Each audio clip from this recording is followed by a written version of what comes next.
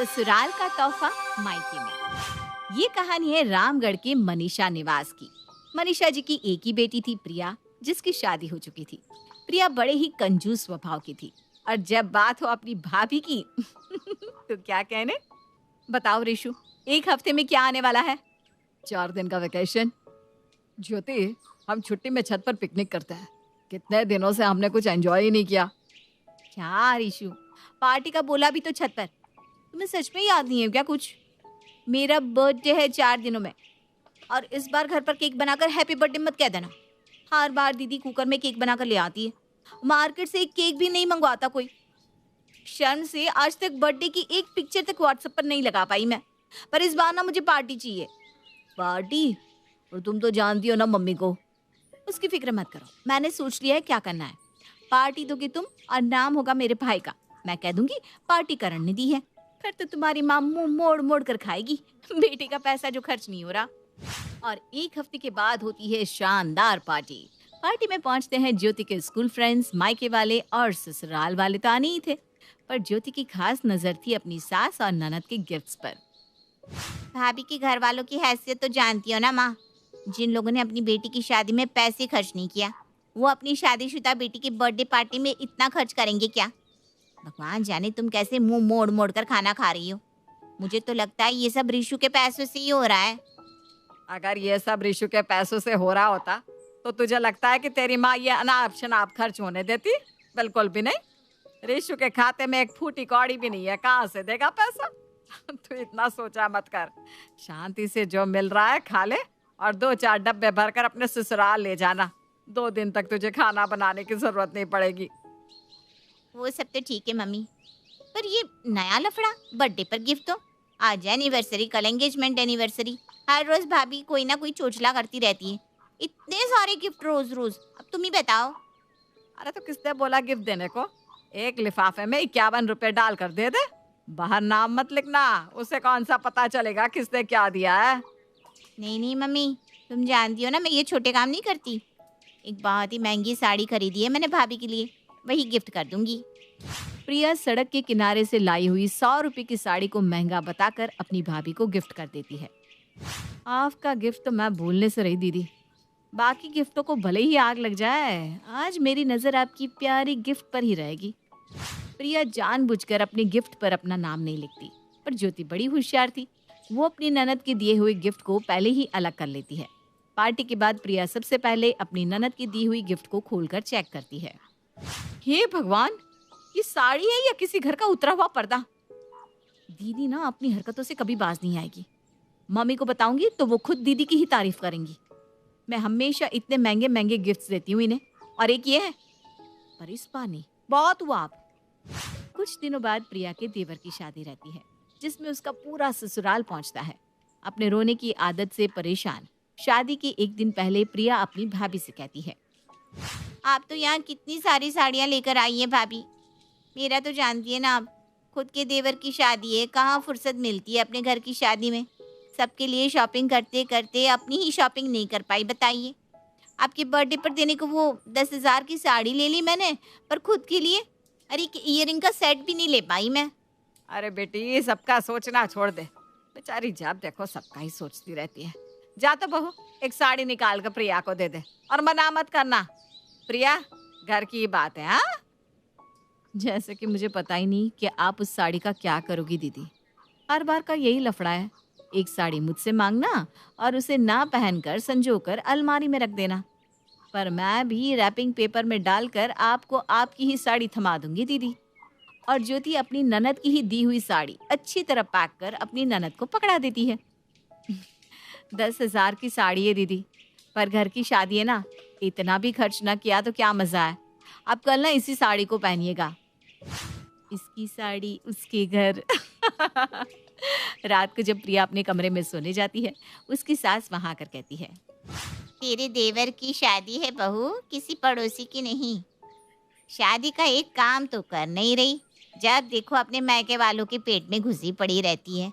सब कुछ मुझे ही करना पड़ा। आने जाने वाले के लिए कपड़े मंगवा लिए मैंने, बस नेहा की साड़ी बाकी है। बाकियों को देने के लिए तो मैंने 10-10 हज़ार की 10 साड़ी ले ली, पर नेहा तो इस घर की बेटी है, उसे तो ऐसी वैसी साड़ी नहीं देंगे ना, आखिर उसके भाई की शादी है। मैंने तुझे जो शादी के खर्च के लिए एक्स्ट्रा पैसे दिए थे, उसमें से तू नेहा के लिए एक अच्छी साड़ी खरीद कर ले आना। मैंने तो उन पैसों की एफडी कर दी, अब क्या होगा? अब ठीक है मम्मी जी, जैसा आप कहें। और अब आ गया था असली क्लेश का दिन। रात को प्रिया के देवर के फेरे जैसे ही पूरे होते हैं, आए हुए मेहमान वापस जाना शुरू कर देते हैं। सामने खड़ी होकर रेणुका प्रिया से सभी मेहमानों को रिटर्न गिफ्ट दिलवाती है। मैं भी निकलती हूँ माँ, मुझे भी तो अपना घर देखना है। सब अच्छे से हो गया, ये अच्छा हुआ। अरे रुक रुक, ऐसे कैसे खाली हाथ चली जाएगी तू? ये मिठाई का डिब्बा तेरे ससुराल वालों के लिए, और वो तेरी साड़ी। अरे बहू, नेहा के लिए मैंने तुझे जो साड़ी लाने के लिए कहा था, ले आई ना? दे दे इसे। खाली हाथ थोड़ी ना ब्याही थ्याई बेटी को शादी के घर से भेज देंगे। इसकी सास भी तो पूछेगी क्या लाई है अपने मायके से। हाँ हाँ मम्मी जी, अभी लेकर आती हूँ। और प्रिया अपनी ननद को देने के लिए लेकर आती है वही साड़ी जो उसने अपनी भाभी को दी थी। ये लीजिए दीदी, बड़ी खूबसूरत साड़ी है। अच्छा खोल कर तो देख बेटा, कैसी साड़ी लाई है तेरी भाभी। सभी के सामने जैसे ही नेहा साड़ी खोलती है, इस तरह की सस्ती सी साड़ी देखकर उसका दिमाग खराब हो जाता है। इससे तो अच्छा मुझे कुछ ना दिलवाती मम्मी तुम। ये कोई साड़ी है? अच्छा हुआ इस साड़ी को मैंने यहीं खोल दिया। अगर अपने ससुराल वालों के सामने खोलती तो पता भी है आपको कितनी बेइज्जती होती मेरी। तुझे 20,000 दिए थे मैंने, और उससे तू ये रोड छाप साड़ी लेकर आई है। ऐसी साड़ी तो मैं बर्तन वाली को दूं तो भी वो उसके बदले बर्तन ना दे। मम्मी जी, वो मम्मी देख रही हो ना तुम, ये वो साड़ी है जो भाभी ने मुझे शादी में पहनने के लिए दी थी। इसे पहनती क्या मैं? बिल्कुल गलत बात। ये वही साड़ी है जो आपने मुझे मेरे बर्थडे पर दी थी, महंगी सी 10,000 की साड़ी बताकर। अब आपको अपने देवर की शादी में कुछ पहनना था ना, आपकी क्लास के हिसाब से, तो मैंने इसीलिए आपको ये साड़ी रिटर्न कर दी। 10,000 की है ये समझकर। क्यों ठीक किया ना मम्मी जी? मतलब बहू ने तेरे बर्थडे पर तुझे जो साड़ी दी थी, उस साड़ी को तूने ऐसे ही वापस कर दिया, और इसने वो साड़ी पहनी भी नहीं, और ना ही नेहा के लिए नई साड़ी लेकर आई। घूम फिर कर अपनी ही साड़ी को अनजाने में इसने नेहा को दे दिया। ये संस्कार दिए हैं आपने अपनी बेटी को मनीषा जी। अपनी ननद की ना हुई, कम से कम अपनी भाभी की होती है। पर ये तो ना मायके वालों की हुई, ना ससुराल वालों की। अपनी भाभी के बर्थडे पर 100 रुपए की साड़ी कौन देता है बहू? वो भी जब तेरी भाभी ने इतना अच्छा फंक्शन किया, यहाँ तक कि नहीं तो भी 2 दिन का खाना पैक करके भी भेजा था तेरे लिए। फिर भी तेरी कंजूसी काम ना हो सकी। छी! अपनी बेटी को ताना सुनते देख मनीषा बड़ी बड़ी आंखें कर ज्योति को देखने लगती है। अब आप मेरी तरफ बड़ी बड़ी आंखें करके मत देखिए मम्मी जी। आप ही कहती है ना प्रिया तो सब कुछ तेरे लिए बेस्ट लाती है, तो इस बार मैंने वही बेस्ट चीज उन्हें रिटर्न कर दी बस। हर बार दीदी कंजूसी की हद पार कर देती थी। किसी के बर्थडे पर टूटा ब्रश, तो किसी के बर्थडे पर हाथ से बनाया हुआ केक, वो भी बिस्किट का। और कभी बड़ा अच्छा मूड हुआ तो सड़क के किनारे से उठाई हुई ऐसी साड़ी। अगर मैं आपको सीधे सीधे ये समझाती तो आपकी समझ में नहीं आता मम्मी जी, इसीलिए मुझे उनका गिफ्ट घूमकर उन्हें देना पड़ा। अच्छा किया ज्योति तुमने, बहुत अच्छा। अपनी साड़ी को आज रात के फंक्शन में तुम खुद पहन लेना बहू। I am so sorry mummy ji. दीदी आपको भी सॉरी, मैं आपके लिए अभी नई साड़ी लेकर आती हूँ। और भाभी आपको भी सॉरी, मुझे अपनी गलती का एहसास हो गया है। वो क्या है ना, बचपन से ही मैंने देखा था मम्मी इधर से आया हुआ गिफ्ट उधर भेज दिया करती, तो मैंने भी वही किया। हाँ, अब तो इस सारी झंझट का पोटला मेरे सर पर रख दे तू। मैं गिफ्ट इधर से उधर करती थी, पर खोल कर देखती भी तो थी। तूने तो खोल कर देखा भी नहीं। बेकार ही तेरी साइड ले रही थी मैं। आप देख लीजिए समधन जी, आपके घर का मामला है, मैं चली। ध्यान रखिएगा दीदी, नमस्ते। अपनी ही फांसे में नेहा ऐसी फंस जाती है कि न इधर की रह जाती है न उधर की। और अगले दिन सभी मुंह दिखाई की रस्म में जब नेहा के घर आते हैं तो उसी साड़ी में प्रिया को सभी के सामने जाना पड़ता है। कहाँ फंस गई मैं? और इस सजा से उसे ये तो समझ में आ जाता है कि इतनी भी कंजूसी ठीक नहीं है। इस साल होली की छुट्टियों में अपने गांव दुर्गापुर वापस आता है, जहां उसे देख पूरा गांव खुशी से झूम उठता है। जब गया था तब इतना सा था, और अब देखो कितना बड़ा हो गया है। हाँ सरपंच जी, जब मैं गया था तब आप भी बहुत जवान थे और अब देखो कितने बूढ़े हो गए हैं आप। चला चलो, बढ़िया है, बच्चा घर वापस आ गया। इसी खुशी में आज रात पार्टी होगी। क्या बात है, गांव में भी पार्टियां होने लगी। वैसे अगर पार्टी की बात है तो आज क्यों सीधा होली पार्टी करते हैं। होली पार्टी की बात सुन चहल पहल में अचानक सन्नाटा छा जाता है, जिसे देख मनोज को कुछ अजीब लगता है। लेकिन तभी सरपंच बात पलट देता है। अब बहुत देर हो गई, चलो सब अपने घर चलो, पार्टी के बारे में कल सोचेंगे। मनोज भी मम्मी पापा के साथ घर आ जाता है, पर होली पार्टी और उस पर पूरे गांव की खामोशी वाली बात अभी तक उसके जहन से निकलती नहीं। पापा, होली पार्टी की बात पर सब चुप क्यों हो गए थे? अरे होगी उनकी कोई अपनी बात, मुझे गांव की पंचायत ही थोड़ी पता है। थक गया हूँ, चलो सो जाते हैं, कल बात करते हैं। पापा की बात मानते हुए मनोज भी सोने चला जाता है। आज तो छुपा लिया, लेकिन हफ्ते बाद जब होली का दिन आएगा तब इसे कैसे रोकोगे? अगली सुबह सूरज के साथ ही मनोज भी गांव घूमने निकल जाता है, जिस पर रास्ते में उसे अपनी ही उम्र के कुछ लड़के भी मिलते हैं, जिनसे दोस्ती कर अब वो उनके साथ घूमने लगता है। इसी तरह कुछ दिन बीत जाते हैं और होली नजदीक आने लगती है।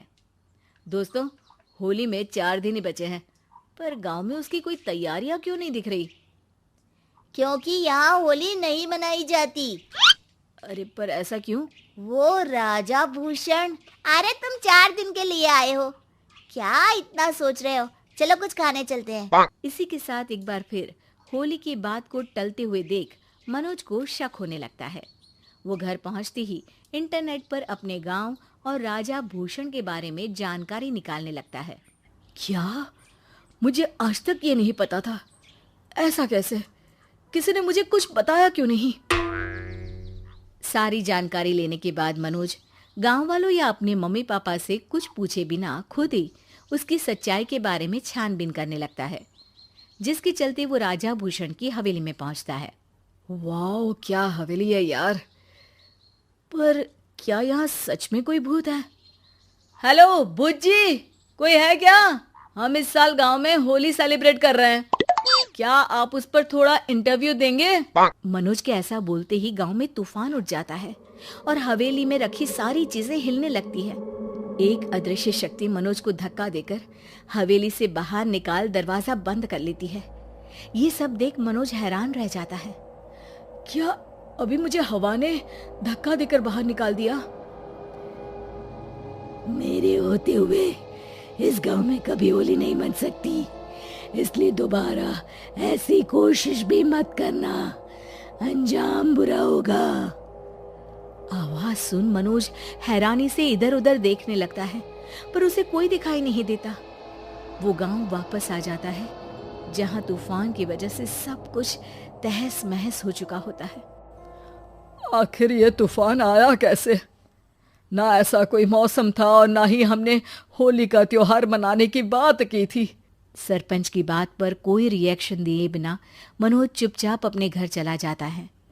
इस तरह देखते ही देखते होली का दिन भी आ जाता है और मनोज रंग लेकर गांव में निकल जाता है, लेकिन गांव पूरी तरह खाली होता है।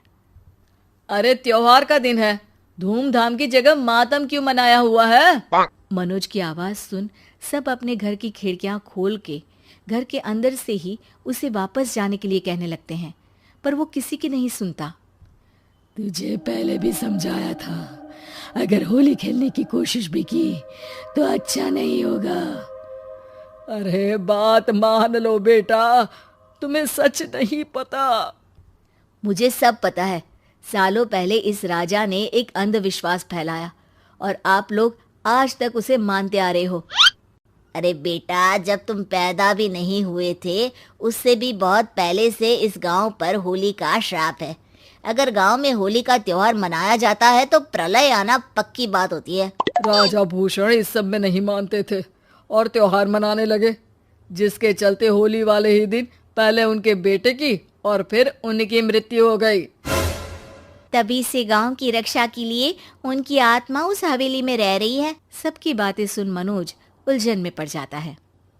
सोचना भी मत मनोज, अगर तुमने इस परंपरा को तोड़ने की कोशिश भी की तो उसका परिणाम इस गांव और गांव के लोगों के लिए अच्छा नहीं होगा। मुझे भी यकीन नहीं हो रहा कि आप लोग एक बेतुकी बात को मानकर सालों से रंगों के त्योहार को मातम की तरह मनाते आ रहे हो। मनोज किसी की कोई बात ना मानते हुए पूरे गांव में रंग बिखेर देता है, जिसके तुरंत बाद वहां तूफान के साथ बिजलियां गरजने लगती है। अचानक मौसम में ऐसा बदलाव देख जहां मनोज कंफ्यूजन में आ जाता है, वहीं गांव वाले डर से सहम जाते हैं।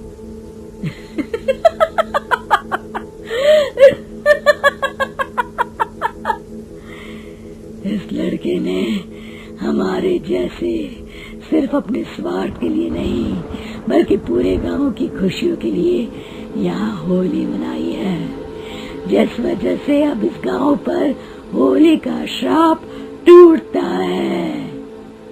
ऐसा बोलकर राजा का भूत वहां से गायब हो जाता है, जिसके बाद गांव के लोग धूमधाम से होली मनाते हैं। खुशियों के रंग गांव में बिखरे ही होते हैं कि अगली सुबह अचानक मनोज कहीं गायब हो जाता है और एक बार फिर गांव में होली का नया राज शुरू हो जाता है।